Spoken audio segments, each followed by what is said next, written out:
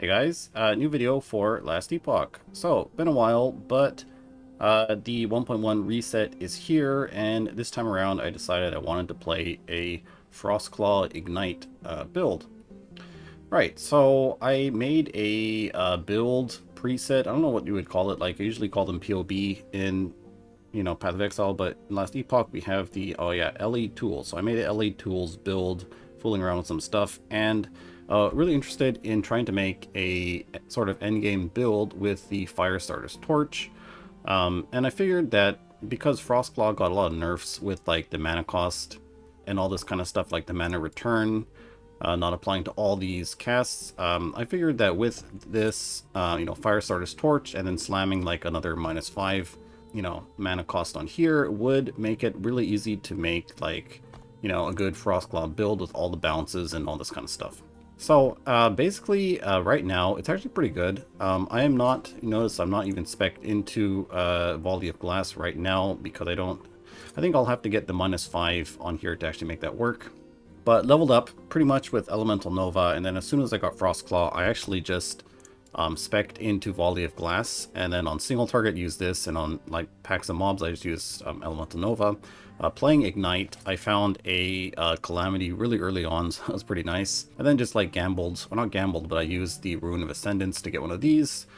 Took a little bit of time, but eventually got one. We're going to go over what I built now. It's actually really smooth leveling. The bosses, like the last boss, like Majasa, I was doing like so much damage with just like Frostclaw and Volley of Glass and a little bit of Ignite.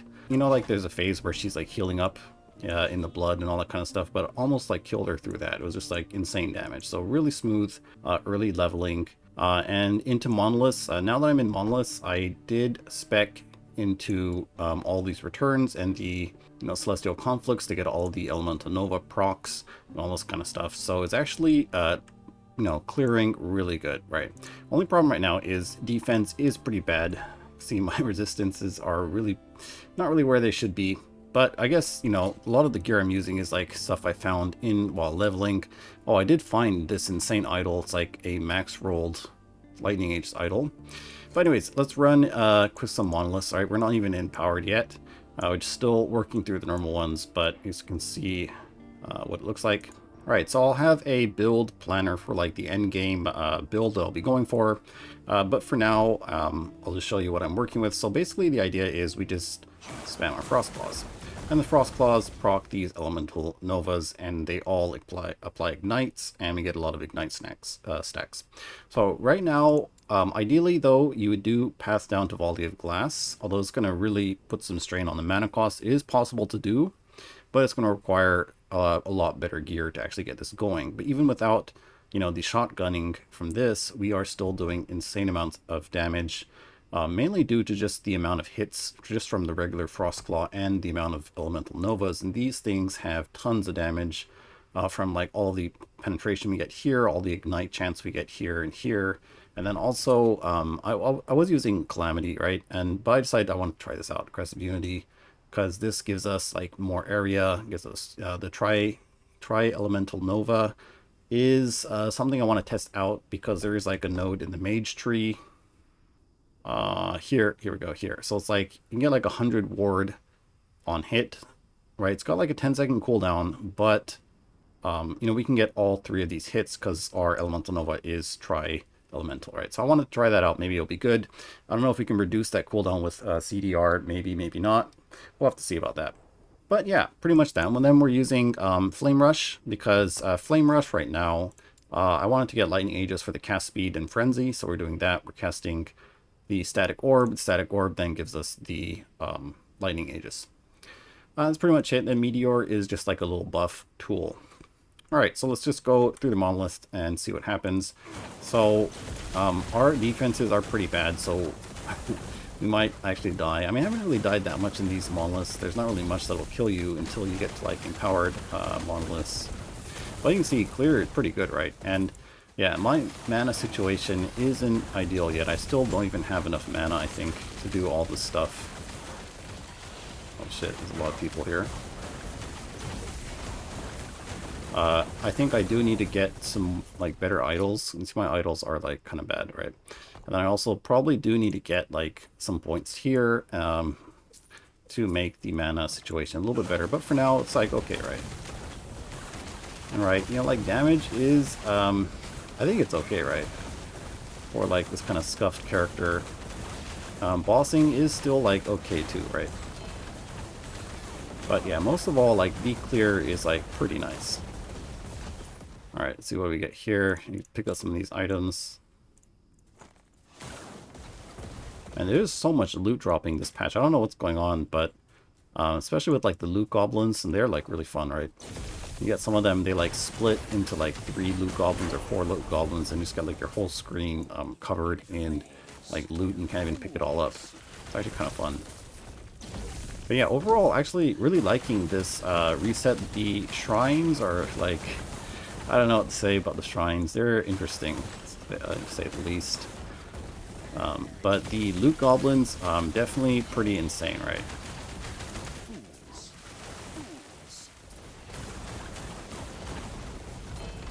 I'm getting so much loot.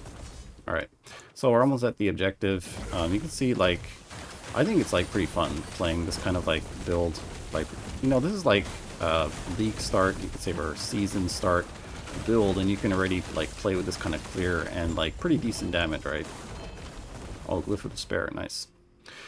Right, so that is the build kind of showcase. Don't really have that much time to like do bosses and all that kind of stuff, but you know, just kind of like what I'm doing right now, just kind of trying to, you know, get some money, get to empowered monoliths, get some better gear, all that kind of stuff. So for the gear, pretty much I think the only thing you really need is going to be a Firestarter's Torch. This should be like really easy to find, like you'll get it right away. Very, very common item. Then I think like Calamity is like pretty nice because it gives you tons of Ignite. Crest of Unity, these are a little bit expensive now. Like when I bought mine, it was like 100k gold for a +5. Don't really even need like a +6, but or even you don't even really need plus levels on it. I think, right? Just not really that important. But actually, I think at this point in the game, the Calamity is probably going to be more damage than a Crest of Unity. But anyways, I wanted to try it out for like the you know, increased area, mainly just increased area, right? Okay, so, and then after that, it's just kind of whatever, right? It's like Ignite builds, you just get a chance to Ignite wherever you can. I found this Relic 2 Soulfire. It's actually quite nice, right? It gives you like quite a lot of Ignite chance, so that's quite nice, and increased fire damage, this kind of stuff, so pretty nice. As for the idols, you probably do want some of these Frostclaw idols, and if you don't have enough like mana, like I think you want to be at around like 10 mana or under 10 mana ish, maybe even less ideally. There is still more minus mana you can get over here in the Frozen Rain. I haven't even picked this up, right? So you can get even more reduced mana cost. So that's pretty much the gear, just, you know, whatever, right? I think like the only things you really want is, like I said, the Firestar's Torch and maybe a Calamity, right? So very easy to start this build. Let's go over some of the skills. So Elemental Nova, basically just get, you know, the Ignite, all the fire stuff, the Ignite, the Pen, and then the area is nice too, but then we do need to get some minus mana cost, so our Elemental Nova is actually going to be 0 mana, otherwise gonna, you know, have some mana problems, right? Frostclaw, like I said, when I was leveling, I just went like this, and then came straight down here to this, or actually, no, first make it fire, and then come down to Volley of Glass. Later on, once I hit, you know, enough levels to actually get some of these points, I put points in here, I just got rid of this, put the points here, and started putting points in Celestial Conflicts. While you're leveling, just pretty much just use Elemental Nova and then use Frostclaw with Volley of Glass for a single target. And then for Meteor, the only reason we have Meteor is for Craterborn. I do have to put one more point here, I just realized. Let's get rid of one of these for now so we can put it in there. Basically all you need is Craterborn and then the Aftermath, so you get the mana back whenever we cast it. That's pretty much all you need. The rest you can do whatever you want. You see right now I'm trying out the Shrapnel stuff. It doesn't really matter, you can do whatever you want with it. And then I was using Flame Ward for the longest time and just like teleport Flame Ward, but now that I did get this cast speed idle, I decided to go into the Lightning Aegis setup. So Lightning Aegis, this is the only reason we use Static Orb is for Lightning Aegis, right? It's like the only thing we use it for. It does apply some ignites. I think we might maybe I'm not sure, but probably not. But anyways, yeah, mainly just for Lightning Aegis. And then we are triggering our Static Orb with the Flame Rush. For Flame Rush, I guess only two things here is going to be the like proccing the Static Orb and then getting Frenzy. After that, these two nodes are really nice for getting less damage over here, and sadly we can't get the fire resistance shred because we have to convert it to lightning to get this node here, but not really the end of the world, and I think you can do whatever you want after that. Okay, so that is the skills. As for like the passives, basically here we just get some intelligence, resistance. I think it's like kind of you do whatever you want here, and then you definitely want the cast speed and this ignite node over here for the 5-point bonus, like 5% more damage. And then after that, I started speccing into Sorcerer right away for like the Arcane Momentum. I'm not really sure if I need the mana regen, that kind of stuff. Could go for Intelligence, and then this node here for more movement speed might be a little bit better. And then we want the Ignite over here, and then the Leech and the Pen. And then over here is quite nice for like the increased fire damage over time and the Searing Flames chance. And I think this is kind of like bugged because... Oh no, it's not bugged. There's like something going on with the passive tree. It's not really like right. It's like reverted to an older state or something like that. So you can see this node here, Mana Well, is actually like a little bit different than it was before. This one over here too, or maybe not, or is it? I don't know. It's looks kind of weird. But anyways, yeah. So we get the fire stuff. We get this node here because this gives you some ignite duration, which is actually really big for damage. Then we get some cast speed, and then after that I went to Rune Master to get some more cast speed, and then the ward on cast, and eventually we'll go into the ward retention over here, and maybe Mental Catalyst, I'm not sure. Okay, so that is the passive tree, pretty simple. Let's take a look at the end game planner. I'll go over it real quick.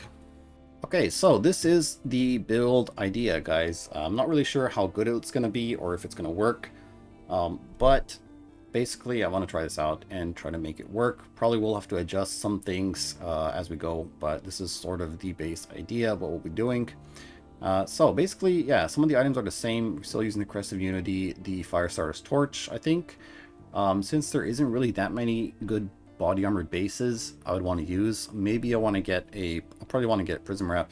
I think Prism Wrap's less elemental damage along with the less damage we get on the Crest of Unity, is going to be quite nice for damage mitigation. We're also going to be getting some more less damage taken from Rune Master here, so Sphere of Protection. So I think that might be quite nice for defense. And I think getting a 1 LP, or even, I don't know about a 2 LP, but I think a 1 LP should be fine, right? Thankfully, this build isn't really that reliant on intelligence. It's only really used for ward retention. So I think it's okay. We can just get like a 1 LP and put on the Ignite chance. That might be pretty nice. And then for the belt, I think Strand of Souls, probably, right? There are some other rare belts that might be nice, but this one's just going to be real nice for getting, ward retention, ward on kill, and that kind of stuff. And then we're going to do a cold stacking build again for Frostbite Shackles. Even though they are nerfed, we're going to be using these because I guess it does kind of synergize with Crest of Unity because you do get Elemental Pen from your, uncapped total elemental resistances, and that's, so if we have a lot of cold resistance, that's also going to give us Elemental Pen, so it's kind of makes sense, I guess, right? A little bit. I guess, yeah, the ward retention is nice. There is some other gloves we could possibly use, like there is the atrophy gloves or the Hand of Judgment. Those synergize pretty nicely with fire builds, but I do want to go for the ward retention, I think. Okay, for the boots, pretty much you have to use Fiery Dragon Shoes if you're going to be using or playing Ignite build. I think this is just like pretty insane stats for any Ignite build, right? You get the fire penetration, you get the fire damage, you get the basically immune to crits, right? With this amount of reduced damage taken from crits, so that's pretty nice pair of boots.